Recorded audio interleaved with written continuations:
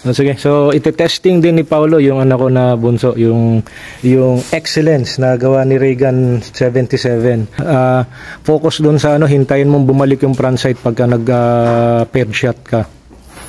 Okay? Wag lang yung basta kalabit lang ng dalawa, hindi ganoon. Hintayin, tignan mo rin yung sight mo kung clear ha, bago mo kalabitin yung pangalawang putok. Okay? Sige, load and make ready. Safety up, save. Okay? Okay.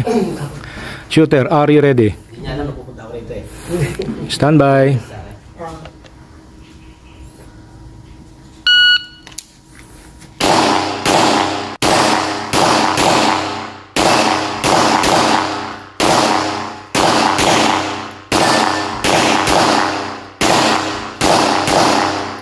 Oh. Para mas magaling sa akin yung anak ko eh. Mas magaling. Mas magaling. Hindi sumablay ako, may sablay ako, gigigil ako eh. Alam mo, tubak lang, tinalo pa ako na ito, loko-loko na to.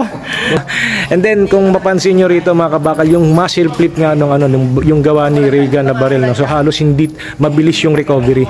So pagka mabilis yung recovery, mas mabilis natin na i-aim sa target and syempre makapag-re-engage doon sa second shot and then doon sa susunod mga shots natin.